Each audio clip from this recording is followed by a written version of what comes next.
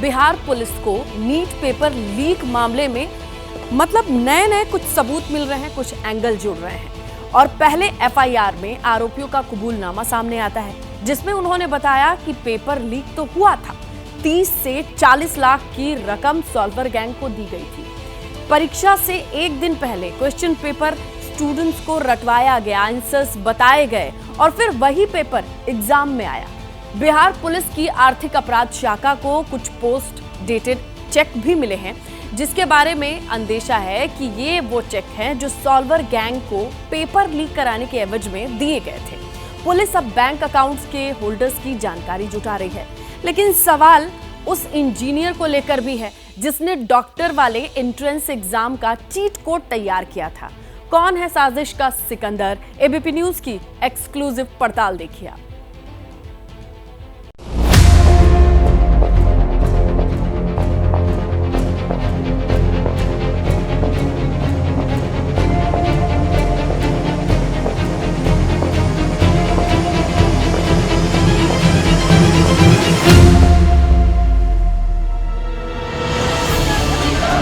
करीब 1.5 महीने से नीट यानी national eligibility cum entrance test को लेकर लाखों बच्चों के मन में, उनके माता पिता के जहन में यही सवाल है। वो पूछना चाहते हैं, जानना चाहते हैं कि पेपर लीक का मास्टरमाइंड कौन है।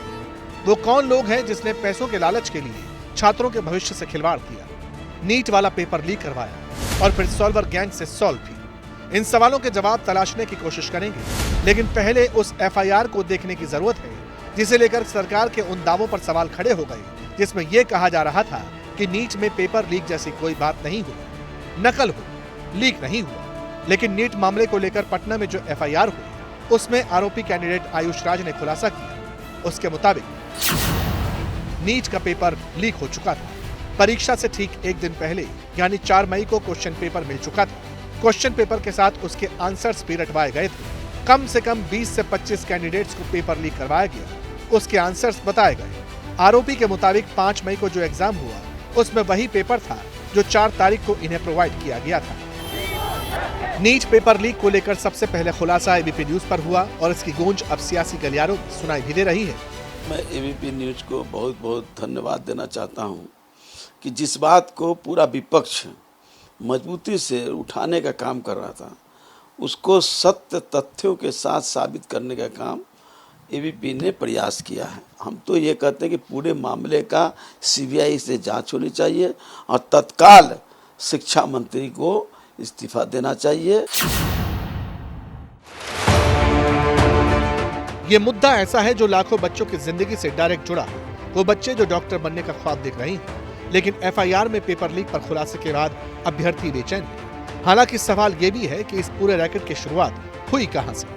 हमारे संवाददाता शशांक कुमार और आर्यन ने इसकी तहकीकात शुरू की तो कई चौंकाने वाली जानकारियां सामने आई। नीट पेपर लीक मामले में 13 आरोपियों को गिरफ्तार कर जेल भेजा गया, जिसमें एक सिकंदर भी है और दूसरा है नीतीश कुमार जो परीक्षा माफिया है। सिकंदर ने अपना अपराध को स्वीकार किया है। उसके कबूलनामे की कॉपी हम लोगों के पास है। देखिए, वो दानापुर में जूनियर इंजीनियर के पद पर तैनात था। दानापुर नगर परिषद के ऑफिस में इस वक्त हम मौजूद हैं। इसी कमरे के अंदर जो है सिकंदर बैठता था। इसी ऑफिस में अमित आनंद और नीतीश कुमार जो परीक्षा माफिया है, वो सिकंदर से किसी काम से मिलने आए थे और इन दोनों ने सिकंदर से ये कहा था कि हम लोग नीट, बीपीएससी, यूपीएससी एवं अन्य प्रतियोगिता परीक्षा का पेपर जो है उसको लीक कराकर अभ्यर्थियों को उत्तर देते हैं और उत्तर रटवाते हैं और परीक्षा में वही प्रश्न बिल्कुल पूछा जाता है। सो अभ्यर्थी बहुत ज़्यादा नंबर से पास हो जाते हैं। नीतीश कुमार, अमित आनंद और सिकंदर यादवेंद्र, शशांक ने जिन साजिशकर्ताओं का जिक्र किया, उन्हें ही पटना में पेपर लीक वाले केस का अहम साजिशकर्ता बताया जा रहा है और इनमें से सिकंदर का पूरा सिस्टम अब जांच के दायरे में है। दानापुर नगर निगम के इसी ऑफिस में बैठता था, पद था जूनियर इंजीनियर, लेकिन यहीं पर सॉल्वर गैंग से मिलकर रच डाली पेपर लीक वाली खौफनाक साजिश। तो सिकंदर ने तब उनकी बात सुनकर ये कहा कि मेरे पास कुल 4 अभ्यर्थी हैं, इनको नीट की परीक्षा में पास करा दीजिए। तो डील तब तय हुई। अमित आनंद और नीतीश ने कहा था कि 30 से 32 लाख रुपए लगेंगे, तो इसके लिए सिकंदर तैयार हो गए। 5 मई को परीक्षा थी। सिकंदर ने पूछा कि अभ्यर्थियों को कब लाना है, तो नीतीश और अमित आनंद ने कहा कि 4 मई की रात को चारों अभ्यर्थियों को खेमनी चक के पास प्ले स्कूल है वहाँ लेकर आइए, वहीं पर उन लोगों को प्रश्न पत्र दिया जाएगा और उत्तर रटवाया जाएगा।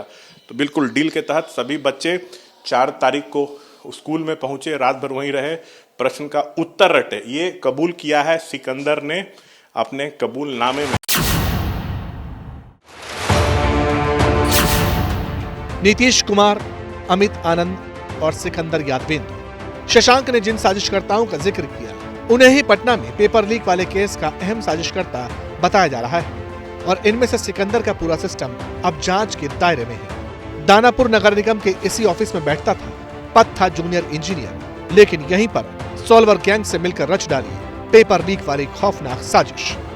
तो सिकंदर ने तब उनकी बात सुनकर ये कहा कि मेरे पास कुल 4 अभ्यर्थी हैं, इनको नीट की परीक्षा में पास करा दीजिए। तो डील तब तय हुई। अमित आनंद और नीतीश ने कहा था कि 30 से 32 लाख रुपए लगेंगे, तो इसके लिए सिकंदर तैयार हो गए। 5 मई को परीक्षा थी। सिकंदर ने पूछा कि अभ्यर्थियों को कब लाना है, तो नीतीश और अमित आनंद ने कहा कि 4 मई की रात को चारों अभ्यर्थियों को खेमनी चक के पास प्ले स्कूल है वहाँ लेकर आइए, वहीं पर उन लोगों को प्रश्न पत्र दिया जाएगा और उत्तर रटवाया जाएगा। तो बिल्कुल डील के तहत सभी बच्चे 4 तारीख को स्कूल में पहुंचे, रात भर वहीं रहे, प्रश्न का उत्तर रटे। ये कबूल किया है सिकंदर ने अपने कबूलनामे में। साजिश के सिकंदर वाला फ्लो चार्ट दिखता कैसा है ये भी समझ लीजिए। एफआईआर के मुताबिक सिकंदर ने आयुष राज, अनुराग यादव, शिवनंदन कुमार और अभिषेक कुमार नाम के कैंडिडेट्स के लिए डील फाइनल की। आयुष राज और अनुराग सिकंदर के जानकार थे, इसलिए इन लोगों से कम पैसे लिए जाने थे और बाकी अभ्यर्थियों से 40-40 लाख रुपए लेने की बात हुई थी। सिकंदर ने आगे बताया कि 5 मई को परीक्षा के ही दिन रूटीन चेकिंग हो रही थी और वाहन चेकिंग के दौरान उसकी गाड़ी रोकी गई। तब शास्त्री नगर थाने की पुलिस को उसकी गाड़ी से आयुष राज, अनुराग यादव, शिवनंदन कुमार और अभिषेक कुमार का रोल नंबर और एडमिट कार्ड मिला। पुलिस ने तब सिकंदर के साथी अखिलेश यानी अभ्यर्थी आयुष राज के पिता और बिट्टू कुमार को गिरफ्तार किया और फिर इनकी निशानदेही पर बाकी आरोपी अरेस्ट होते चले गए। इस तरह का तो सर अंदेशा नहीं था, काफी सोबर स्वभाव के थे, हम लोग से बहुत अच्छी बातचीत थी उनकी। ये अचानक हम लोग को मतलब न्यूज़पेपर जब पढ़े शौक हो गए हम लोग। हमारे रिपोर्टर शशांक कुमार और आर्यन ने सिकंदर की फाइल और प्रोफाइल खोली तो कई और जानकारियां सामने आई। पता चला कि 56 साल का सिकंदर समस्तीपुर का रहने वाला है। पटना के साथ परिवार में रह रहा था। सिविल इंजीनियरिंग की पढ़ाई की और इससे पहले किसी दूसरे मामले में कभी नाम सामने नहीं आया। पिता का नाम भुट्टो यादव, मां का नाम दुखनी देवी, दोनों का निधन हो चुका है। भाई का नाम भीख रंजन यादव है। हमारे रिपोर्टर आर्यन पटना में उस जगह पहुंचे जहां सिकंदर का घर है, लेकिन उसके घर पर ताला लटका मिला। इस वक्त हम मौजूद हैं जैन लैंडमार्क अपार्टमेंट में और यहाँ जो मुख्य आरोपी है इस नीट पेपर मामले का सिकंदर, वो इसी अपार्टमेंट में रहता है। ब्लॉक सी में उसका फ्लैट 607 है। हालांकि गिरफ्तारी उसकी हो गई है और अब हम इस अपार्टमेंट में चलेंगे और जानेंगे यहाँ कि जब सिकंदर यहाँ रहता था तो गतिविधियाँ क्या थी। कितने साल से यहाँ रह रहे हैं? 15 दिन से रह रहे हैं सर। वो 15 दिन से जी। और उसके बाद गिरफ्तारी हो गई। जी। जिनसे लोग मिलने आते थे? हाँ, मिलने आते थे। किस तरीके के व्यक्ति वो रहते? आदमी ठीक थे सर। सामने वो सी ब्लॉक है, ए के जस्ट बगल में, जहाँ इस वक्त मोटरसाइकिल आ रही है और इसी पे 6ठे तल्ले पर 607 नंबर जो फ्लैट है उसमें सिकंदर रहा करता था। और अब जब उसकी गिरफ्तारी हुई है तो फिलहाल उसके फ्लैट में ताला लग गया है। बिहार पुलिस की आर्थिक अपराध शाखा अब इस मामले की जांच कर रही है। सिकंदर हो या फिर अमित आनंद या फिर नीतीश कुमार, अब जांच का दायरा इस साजिश में जुड़े दूसरे आरोपियों तक भी पहुंचने लगा है। लेकिन सवाल है कि इस पूरे मामले को लेकर सरकारी एजेंसी एनटीए का वर्जन क्या है? क्या नेशनल टेस्टिंग एजेंसी और ईओडब्ल्यू के बीच समन्वय की कमी है? क्या एनटीए मामले की जांच में सहयोग नहीं कर रही? एनटीए की ओर से अब तक ईओयू को मूल प्रश्न पत्र की प्रति उपलब्ध नहीं कराई गई है। एफएसएल जांच मिलान के लिए ईओयू ने एनटीए से मूल प्रश्न पत्र मांगा था। इसके लिए कई बार रिमाइंडर भी भेजा गया, लेकिन अब तक उपलब्ध नहीं कराया गया है। पटना के खेमनी चक प्ले स्कूल की छत पर पुलिस को जले हुए प्रश्न पत्र और उत्तर सामग्री मिली थी। तो जो जले हुए प्रश्न पत्र हैं, इसी का एफएसएल जांच कराना है, मिलान कराना है। इसी के लिए एनटीए से ईओयू ने मूल प्रश्न पत्र मांगा था, जो अब तक एनटीए ने नहीं भेजा है। अब सवाल है कि केस की जांच कहां तक पहुंची? क्या आर्थिक अपराध शाखा को कुछ और सुराग मिले हैं? अगर हाँ, तो वो क्या? और अब क्या इससे जुड़े कुछ और साजिशकर्ताओं की गिरफ्तारी तक भी पहुंचा जा सकेगा? जांच के दौरान EOU को 6 पोस्ट डेटेड चेक जो हैं वो मिले हैं। देखिए इस वक्त हम पटना में EOU दफ्तर के ठीक बाहर खड़े हैं। संदेह है कि यह पोस्ट डेटेड चेक परीक्षा माफियाओं के पक्ष में जारी किए गए थे, जिन्होंने 5 मई को होने वाली नीट परीक्षा से पहले अभ्यर्थियों को कथित तौर पर प्रश्न पत्र उपलब्ध कराए थे। संबंधित बैंकों से खाता धारकों के बारे में जानकारी जो है वो जुटाई जा रही है। परीक्षा से पहले प्रश्न पत्र उपलब्ध कराने के बदले में अभ्यर्थियों के अभिभावकों से 30 से 40 लाख रुपया लेने की बात परीक्षा माफियाओं की हुई थी। बिहार हो या गुजरात, पेपर लीक और नकल वाला सिस्टम दोनों जगह एक्टिव था। जांच से लगता है कि अभी तो ये पेपर लीक वाले एपिसोड का छोटा सा ट्रेलर है। क्या इसमें कोई बड़ी मछली भी शामिल है? क्या पेपर लीक को अंजाम देने वाला मुख्य आरोपी सिस्टम के अंदर वाला ही कोई शख्स है? सवाल बहुत हैं और जांच अभी बाकी है। तो देखिए, पुलिस जांच करेगी, मोटी मोटी फाइल बनेगी, अदालत में केस चलेगा, जेरा बहस के बाद फैसला आएगा, दोषी जेल जाएंगे। उसके बाद क्या? सवाल है, क्या पेपर लीक होना बंद हो जाएगा? आखिर कमी कहां है? कौन सा ऐसा लूप होल है जहां से बार बार पेपर लीक होता है?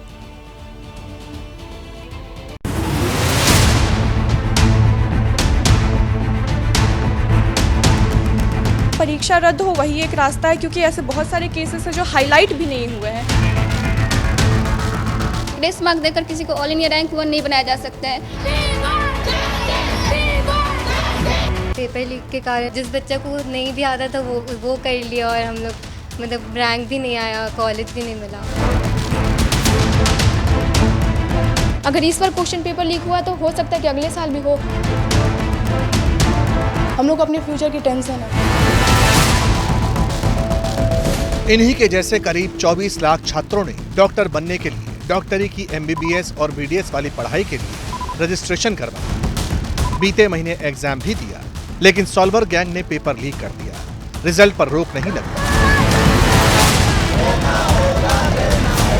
लेकिन जिन लोगों को ग्रेस मार्क्स दिए गए थे, उनके मार्क्स हटा लिए जाएंगे। अब या तो उन्हें दोबारा पेपर देना होगा या फिर हटाए गए मार्क्स के बाद अपना स्कोर एक्सेप्ट करना होगा। मगर इन सारी बातों के बीच बेसिक सवाल क्या है? मेन मुद्दा क्या है? मेन मुद्दा यह है कि कौन इसकी गारंटी देगा कि अब पेपर लीक नहीं होगा?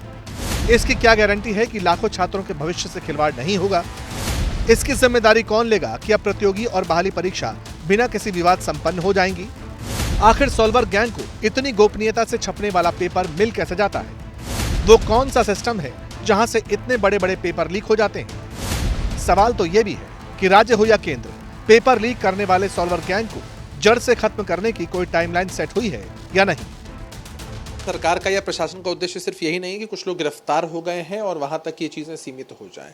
हमें जड़ तक पहुंचना है कि कौन लोग इसके पीछे शामिल हैं, कौन साजिश करता है, कहां तक इनके तार फैले हुए हैं। और कदाचार मुक्त परीक्षा हो, पूरे देश में सबकी यही इच्छा होती है और ये एक कोड की तरह है समाज में। हम इसे राजनीति के चश्मे से नहीं देखते हैं, सरकार किसी की भी हो। सही कहा नेताजी, सियासत नहीं होनी चाहिए, हरगिज नहीं होनी चाहिए। लेकिन होता क्या है? सिर्फ सियासत। विपक्ष वाले सरकार को कोसते हैं और सरकार में बैठे मंत्री संतरी व्यवस्था की दुहाई देकर पिछली सरकारों को। यही कुचक्र चलता रहता है, कई सालों से चल भी रहा है। लेकिन इसी में मूल मुद्दा दब जाता है कि इतने बड़े बड़े कॉम्पिटिटिव और रिक्रूटमेंट वाले एग्जाम्स को लीक प्रूफ बनाने के लिए क्या उपाय किए गए? NTA की कितने भी बड़े दायित्वधारी हो, अगर वो उनमें गुनहगार पाए जाएंगे, उनको भी छोड़ा नहीं जाएगा। और NTA में बहुत सुधार की आवश्यकता है। सरकार उसके ऊपर भी चिंता कर रही है। लेकिन मैं फिर आश्वस्त करता हूं, किसी को, कोई भी गुनहगार को छोड़ा नहीं जाएगा, उनको कठोर से कठोर दंड मिलेगा। अच्छी बात है, सजा दीजिए, नजीर पेश कीजिए, मगर लूप होल्स का क्या करेंगे जनाब? जो सिस्टम में पेपर लीक वाला कैंसर खत्म कैसे होगा? जिस तरह दीमक को मारने के लिए इंजेक्शन वाला ट्रीटमेंट करना पड़ता है, उसी तरह पेपर लीक करने वालों पर सर्जिकल स्ट्राइक की जरूरत है। वैसे पेपर सेट होने से लेकर लीक की गुंजाइश कहां बनी रहती है, ये जानना भी जरूरी है। तो क्वेश्चन सेटिंग जब किया जाता है तो इसको काफी गोपनीय रखा जाता है। जो क्वेश्चन सेटर है उसको इतना तो पता रहता है क्या क्वेश्चन सेट किया जा रहा है, लेकिन किस प्रश्न का चयन किया गया है इसकी जानकारी उन्हें भी नहीं रहती है। तो मेरा मानना है कि क्वेश्चन सेटर ऐसा करने में असमर्थ हैं। दूसरा, प्रिंटिंग के दौरान इसकी संभावना अवश्य है। तो क्या पेपर सेट करने के लिए प्रिंट करने और फिर ट्रांसपोर्टेशन करने के बीच ही पेपर लीक का खेल हो सकता है, या फिर इसकी जड़ें कहीं और मौजूद हैं? क्या बात नेशनल टेस्टिंग एजेंसी के अफसरों तक भी पहुंच सकती है? क्या घर का बेदी ही लंका ढहाने का काम कर रहा है? सवाल बहुत सारे हैं, क्योंकि पेपर लीक का ये मैटर सिर्फ एक इवेंट तक सीमित भर नहीं है। 718 नंबर कैसे आ गए बच्चों के? अगर एक क्वेश्चन गलत होगा तो 4 नंबर तो उस क्वेश्चन के और एक माइनस, तो 5 नंबर कम होने चाहिए। तो 720 नहीं होते तो 715 होते। मेरा ये मानना है कि 650 से लेकर 720 तक के बच्चों की दोबारा परीक्षा हो। कि नीट का पेपर लीक हुआ था, केंद्र सरकार उस पर बिल्कुल चुप है। ना तो सीबीआई इंक्वायरी की जा रही है, ना पेपर को दोबारा करने की बात की जा रही है। कहा जा रहा है कि बच्चों को जो है सीट एलोकेशन कर दी जाए। जब एलोकेशन ही हो जाएगा तो फिर आप क्या कर सकेंगे? फिर तो सब कुछ खराब हो जाएगा। इन बच्चों का भविष्य कौन संभालेगा? कौन इनकी चिंता करेगा? जरा सोच कर देखिए। एक बच्चा पूरे साल परीक्षा की मेहनत करे, माता पिता कोचिंग की फीस भरने के लिए कर्जा ले, बच्चे को अच्छे इंस्टीट्यूट्स में पढ़ाएं, बड़े बड़े शहरों में भेजें, बच्चा कॉन्फिडेंट होकर एग्जाम दे भी आए, लेकिन बाद में पता चले कि पेपर लीक हो गया, तो फिर उसके दिल पर, उसके माता पिता पर क्या बीतेगी?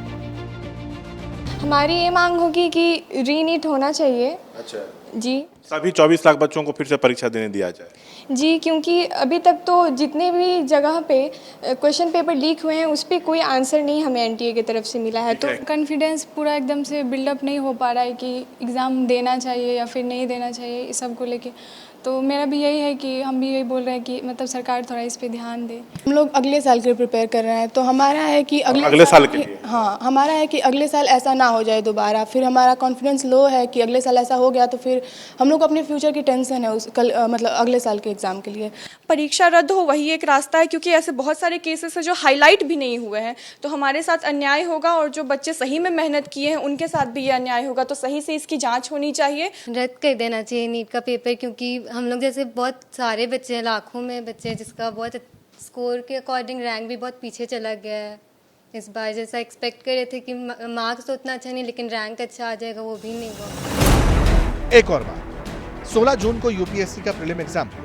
ये देश में अफसर चुनने की सबसे बड़ी परीक्षा है, और यूपीएससी का पेपर कभी लीक हुआ ऐसा कभी सुनाई नहीं दिया। यानी अगर सरकार यूपीएससी वाले पेपर को लीक प्रूफ बना सकती है तो फिर दूसरे पेपर्स को क्यों नहीं? जिस दिन सरकार संवेदनशील होकर यहां से सोचना शुरू करेगी, जैसे नेता अपने बच्चों के भविष्य की चिंता करते हैं, अगर उसी लाइन पर हर बच्चे के बारे में सोचा जाएगा, उसी हिसाब से सिस्टम तैयार होगा, तो फिर पेपर लीक पर पूर्ण विराम लगाने से कोई नहीं रोक सकता। बात इच्छा शक्ति की है, जनहित में इसे दिखाना ही होगा। तो बिहार से एक ऐसी खबर आई है जिसने प्रदेश का सियासी पारा बढ़ा दिया है। सीतामढ़ी के नए सांसद देवेश चंद ठाकुर ने अपने स्वागत समारोह में मुस्लिमों और यादव समाज के लोगों को लेकर के एक बयान दे दिया। इस बयान पर सियासी तूफान खड़ा हो गया है। सवाल ये उठ रहे हैं कि क्या जेडीयू सांसद का ये बयान प्रदेश की बदलती सियासी तस्वीर की गवाही दे रहा है? असल में देवेश चंद ठाकुर को चुनाव में उम्मीद के मुताबिक मुस्लिम और यादवों का वोट नहीं मिला।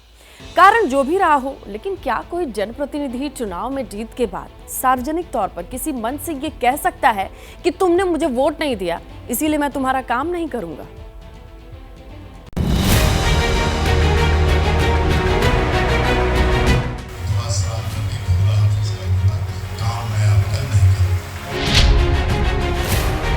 मेरे यहाँ हर एक यादवों का और मुसलमानों का स्वागत है। आइए, चाय पीजिए, मिठाई खाइए, काम के बारे में मत बोलिए, मैं आपका काम नहीं करूंगा।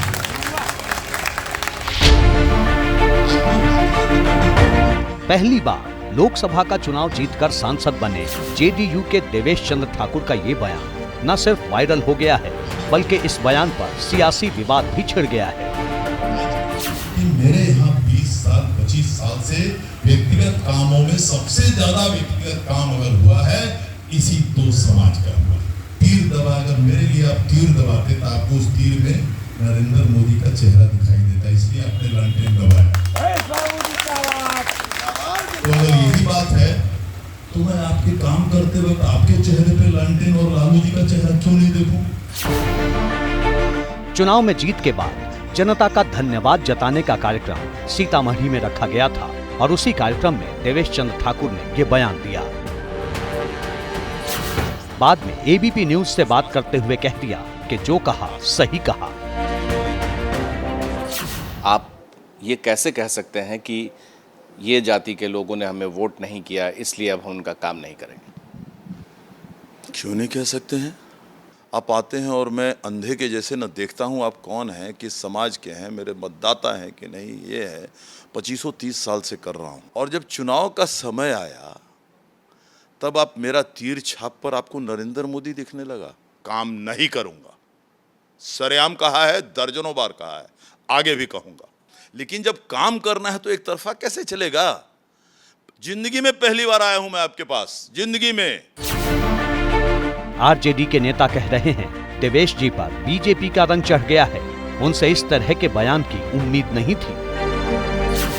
मुझे उम्मीद नहीं थी कि इस तरह की बात देवेश चंद्र ठाकुर जी कह सकते हैं। मित्र का संस्कार आ गया हो, भारतीय जनता पार्टी में ये जुड़ गए हैं, तो भारतीय जनता पार्टी तो बराबर जात की राजनीति करती है, धर्म की राजनीति करती है, इसलिए इस तरह का वक्तव्य ये उनके मानसिकता में भारतीय जनता पार्टी की कहीं न कहीं संस्कार आ गया और वो संस्कार के कारण इस तरह का वक्तव्य दे रहे हैं। आदरणीय देवेश चंद्र ठाकुर जी ने जो बातें कही है ये ठीक है, उनका ये आक्रोश है, लेकिन अब वो सीतामढ़ी के माननीय सांसद हैं। समाजवादी विचार के लोगों को इस तरह की सोच नहीं रखनी चाहिए।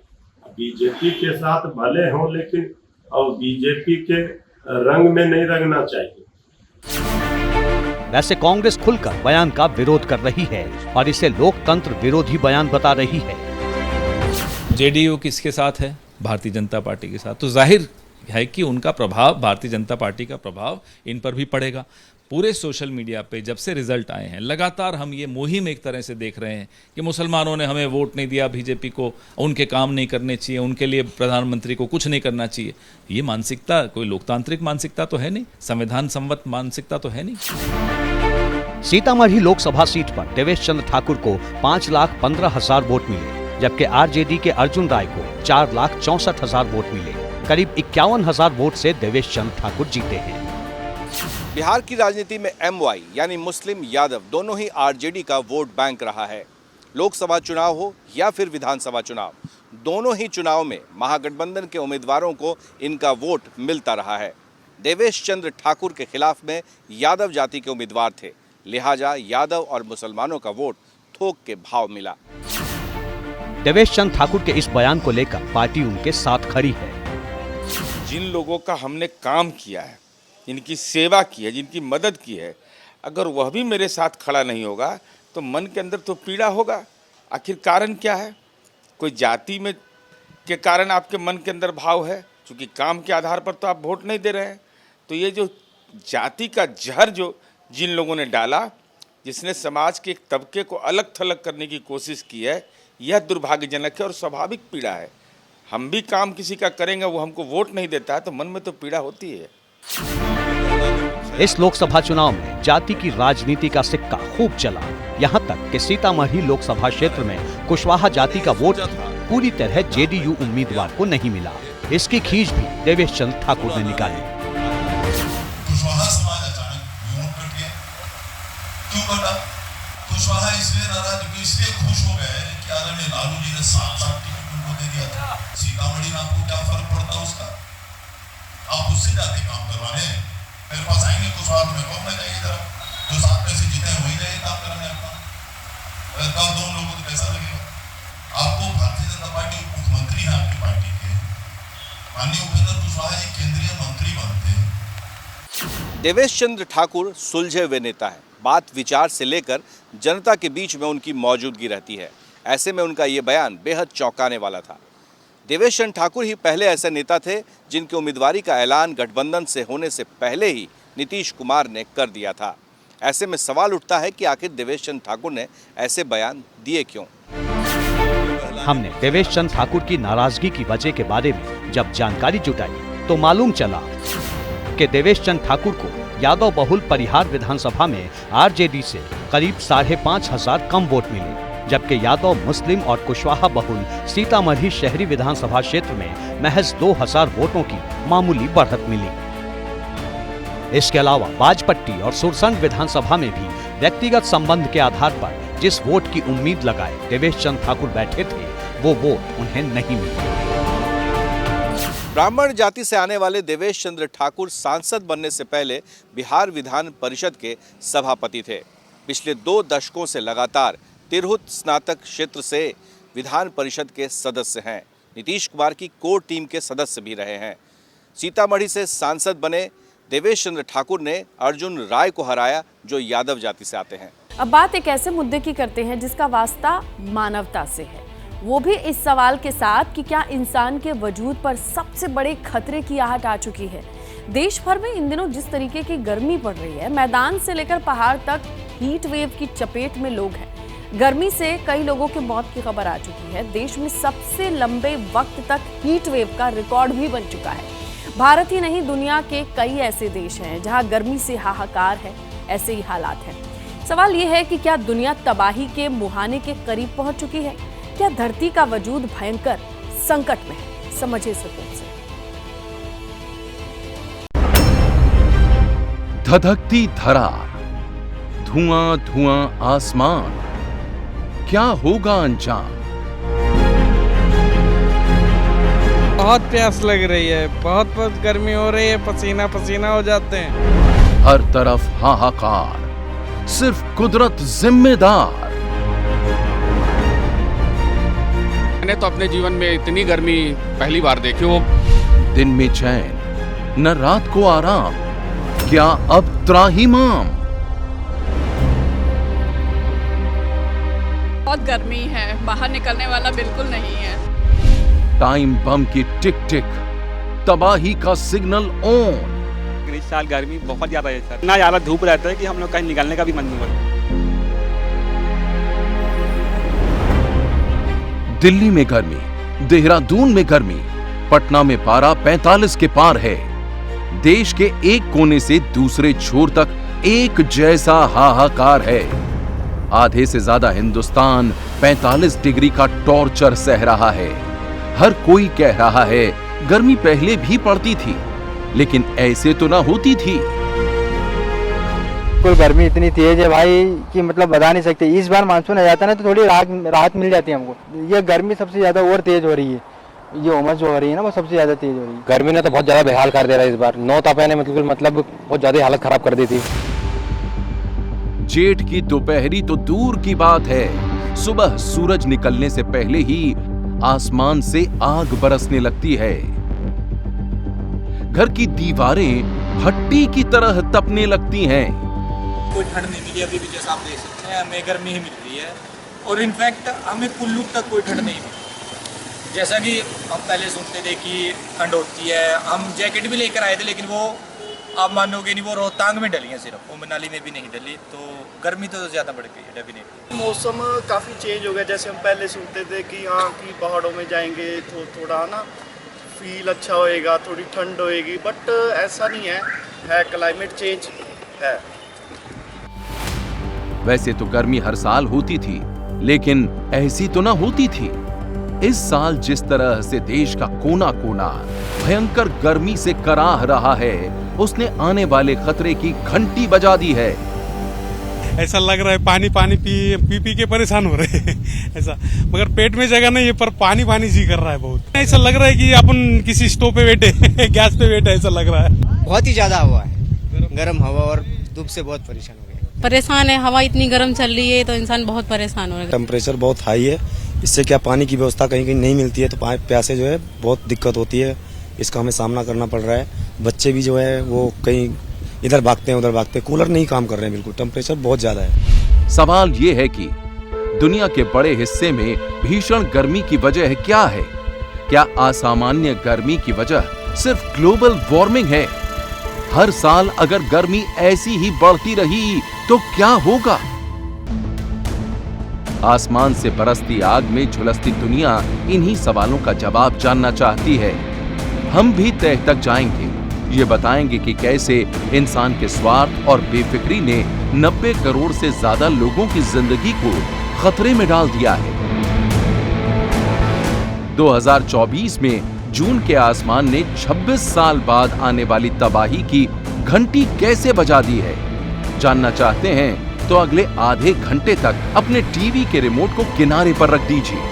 यकीन मानिए, जो आप देखेंगे, जानेंगे और समझेंगे, वो हैरान कर देगा।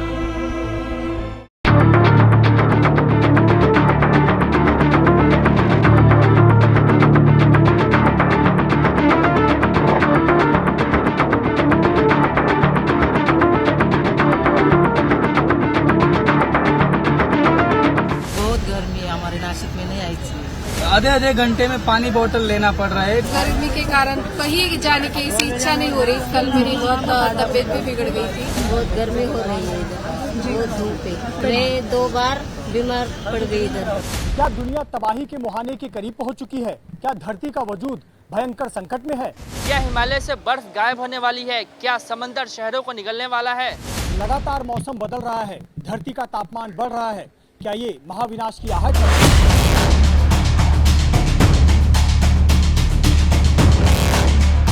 जिस तरह के हालात हैं, उससे मानव सभ्यता पर संकट नजर आने लगा है। सवाल ये है कि देश में पड़ रही इस भीषण गर्मी की वजह क्या है? इस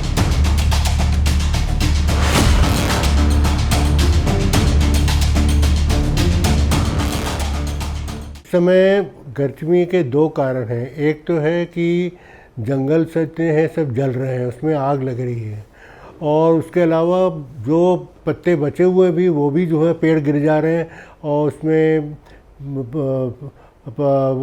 पत्ते नहीं हैं और सूखे पेड़ हो रहे हैं। और गर्मी जैसे कि और जगह बढ़ रही है तो वो भी सूरज की किरणों से तो तप रही है ज़मीन। पत्थर जो है वो गर्म हो जा रहे हैं और वो ठंडे नहीं होते हैं। क्लाइमेट चेंज इतनी ज़ोरों से हो रहा है और कार्बन डाइऑक्साइड इतनी ज़ोरों से बढ़ती जा रही है। सारे पेड़ पौधे मर जा रहे हैं, सारे जगह पे कंक्रीटाइजेशन हो रहा है, सारे जगह पे कहीं पर भी जो है पानी के जो पहले तालाब होते थे वो नहीं हैं। अब पेड़ जो है सब ख़त्म हो रहे हैं, सब जगह बड़ी बड़ी बिल्डिंग बन रही हैं। तो इन सब वजह से जो है ज़मीन तप रही है, तो गर्मी जाएगी कहाँ? तो गर्मी को तो अल्टीमेटली बाहर निकल के आके लोगों को सताना ही पड़ेगा ना। जानकारों के मुताबिक भीषण गर्मी के 2 अहम कारण हो सकते हैं। मसलन पहली वजह है अल नीनो, जो प्रशांत महासागर में पानी के असामान्य गर्म होने की वजह बनता है। दूसरी वजह है दक्षिणी हिस्से से आने वाली गर्म हवाएं, जिनके धरती की सतह के करीब आने से गर्मी बढ़ जाती है। इसके साथ ही बेतहाशा बढ़ती आबादी और शहरीकरण हर साल लगातार बढ़ती गर्मी की बड़ी वजह है। 1951 से शहरी आबादी में 6 गुना बढ़ोतरी हुई है। 1991 में 22 करोड़ लोग शहरों में रहते थे, तो 2011 में शहरी आबादी 38 करोड़ से ज्यादा हो गई। अनुमान है कि 2030 तक 60 करोड़ से ज्यादा भारतीय शहरों में रहेंगे, जो अमेरिका की पूरी आबादी का 2 गुना है।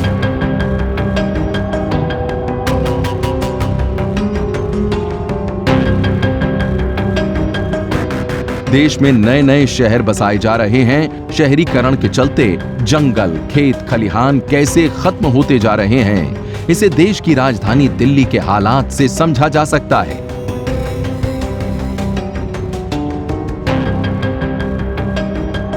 दिल्ली और उसके आसपास कंक्रीट के जंगल बसते जा रहे हैं। लगातार बढ़ते शहरीकरण के चलते जल, जंगल, जमीन, इन तीनों पर कंक्रीट के जंगलों का कब्जा होते जा रहा है। इमारतों की आपको कतार दिखाई पड़ेगी जैसे ही आप दिल्ली की सीमा को क्रॉस करेंगे, और इसका सीधा असर पर्यावरण पे पड़ रहा है। उसके चलते जो हीट वेव है उस पर पड़ रहा है।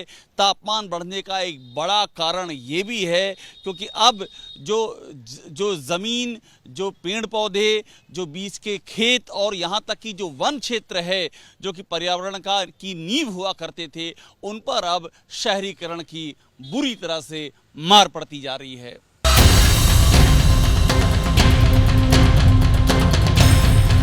दिल्ली ही नहीं, मुंबई के हालात भी कमोबेश ऐसे ही हैं।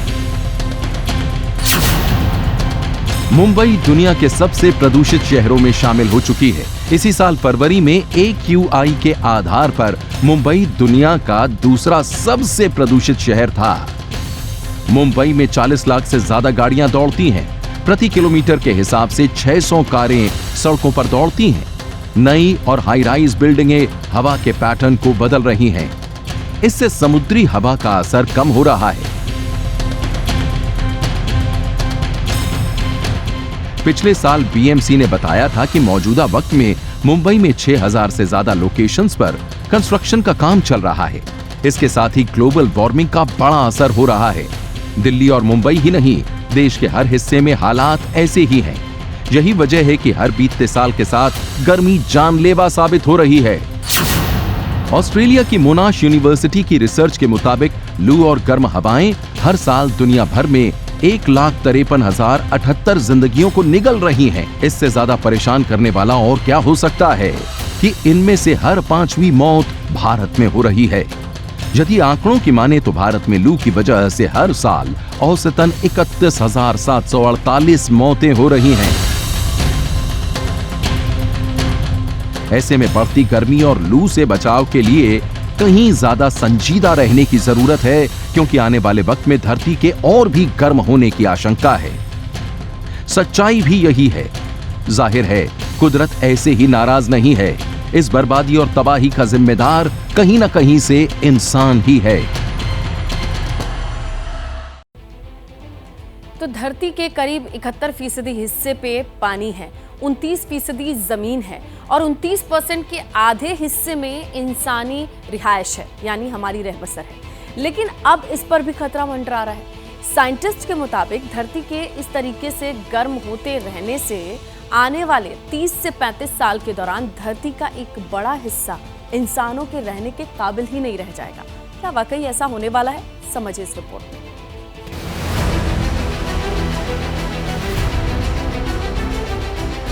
चारों तरफ नीला समंदर और समंदर के बीच एक लकीर की तरह बसा द्वीप।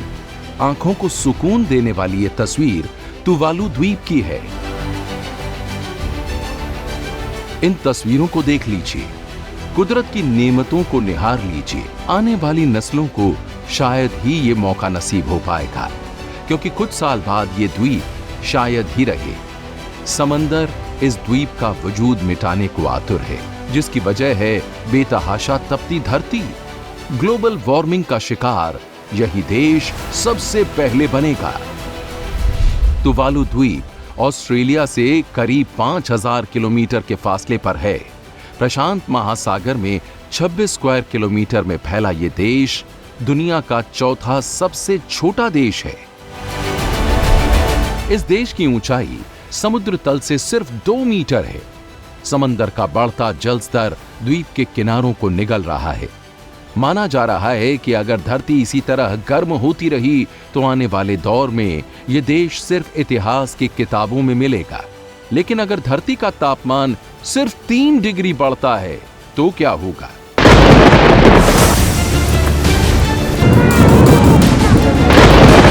ऐसी तबाही आएगी जो अपने साथ सब कुछ बहा ले जाएगी।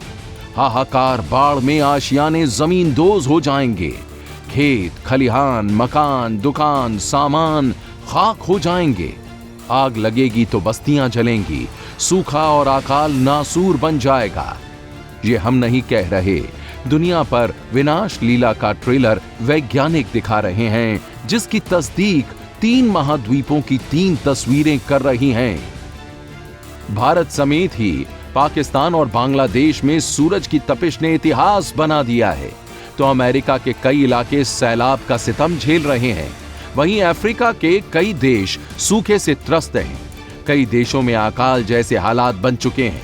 बढ़ती गर्मी से आर्कटिक के ग्लेशियर 2.5 गुना ज्यादा रफ्तार से पिघल रहे हैं।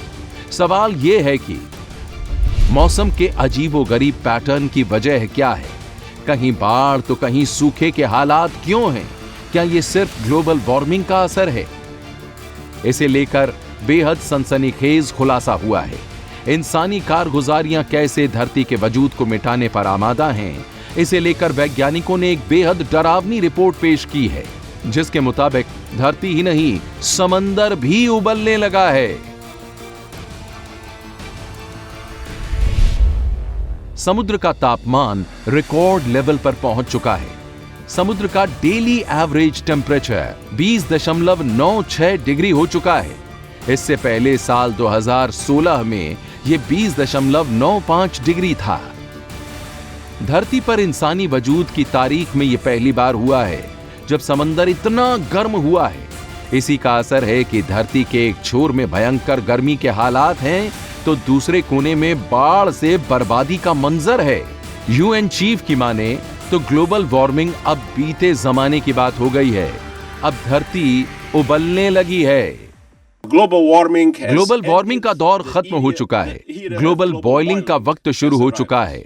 हवा सांस लेने लायक नहीं बची है। गर्मी बर्दाश्त से बाहर है। यूएन चीफ ने जो कहा वो काफी हद तक सच है। हालात कुछ ऐसे हो चुके हैं कि मानो धरती खुद कह रही हो कि कोई तो उसे बचा लो, क्योंकि बात इतनी सी नहीं है। कुदरत के कोहराम से धरती का वजूद हिला देने वाले खौफनाक रिपोर्ट सामने आ चुकी है।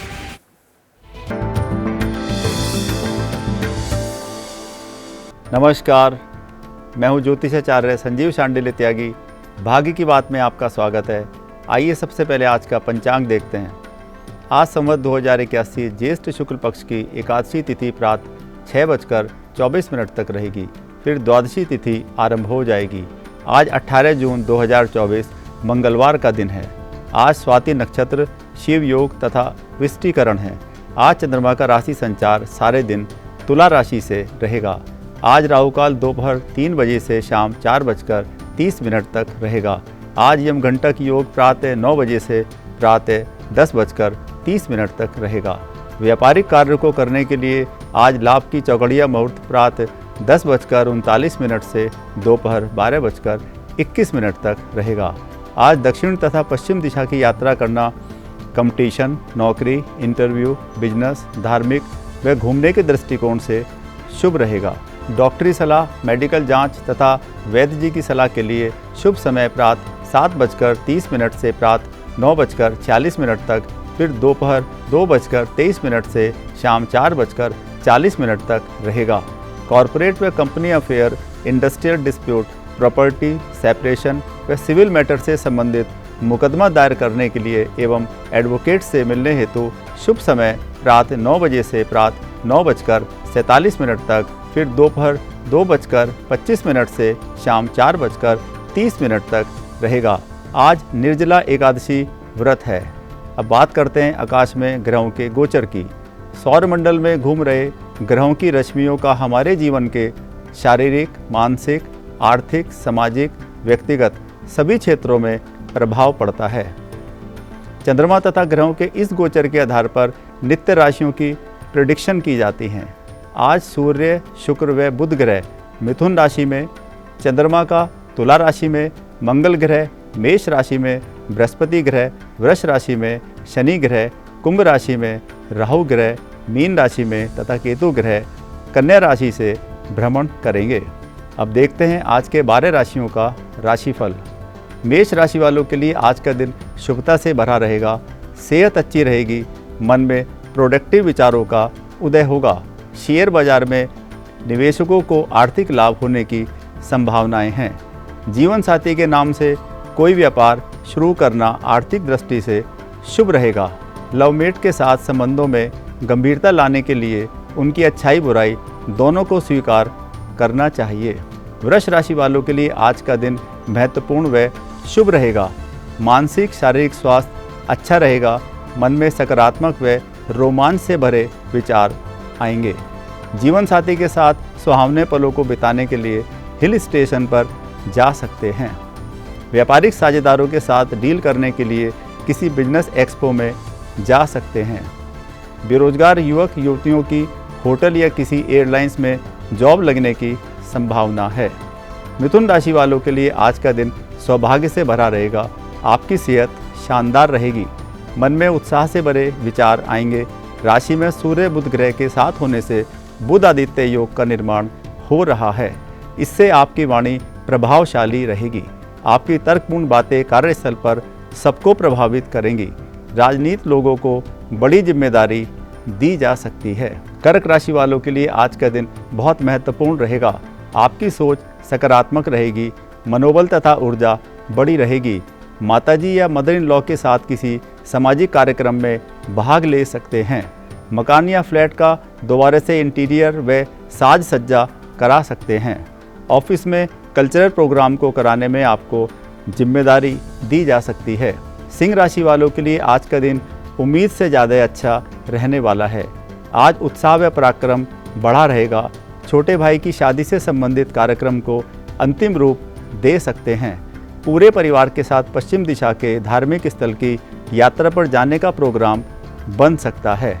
कार्यस्थल पर माहौल आज आपके पक्ष में रहेगा। बिजनेस में ग्रोथ की संभावना बनती है। कन्या राशि वालों के लिए आज का दिन मंगलकारी रहेगा। स्वास्थ्य अच्छा रहेगा, शारीरिक ऊर्जा बढ़ी रहेगी। कार्यस्थल पर मान प्रतिष्ठा व पदोन्नति के योग हैं। पिताजी को सामाजिक सेवा के कार्य के लिए सम्मानित किया जा सकता है।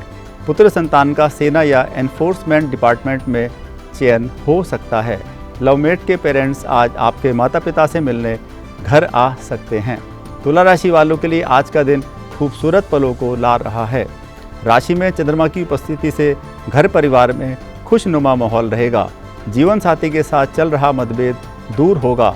विद्यार्थियों के लिए फैशन डिज़ाइनिंग, टूर ट्रैवल व एक्टिंग से संबंधित कोर्स में एडमिशन लेना शुभ रहेगा। लवमेट के साथ संबंधों में नया आयाम जुड़ेगा। वृश्चिक राशि वालों के लिए आज का दिन प्रोडक्टिव रहने वाला है। आज स्वास्थ्य अच्छा रहेगा। वाणी में ओज रहेगा।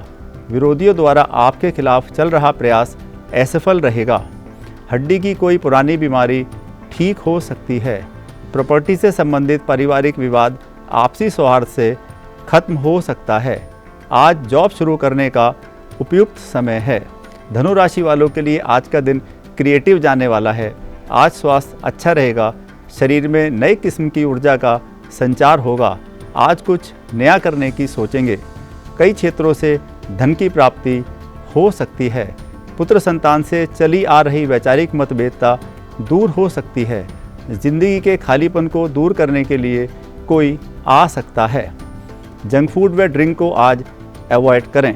मकर राशि वालों के लिए आज का दिन अत्यंत शुभ रहने वाला है। राशि से चंद्रमा का दशम भाव से भ्रमण आपको कार्य संबंधी बड़ी सफलता दिला सकता है। बिजनेस को आगे बढ़ाने के प्रयास सफल होंगे। आध्यात्मिक पृष्ठभूमि से जुड़े व्यक्ति किसी कथा पूजा के बड़े आयोजन को करा सकते हैं। पिताजी से आर्थिक सहयोग मिलने की संभावनाएं बनती हैं। कुंभ राशि वालों के लिए आज का दिन सुनहरे पलों को ला रहा है।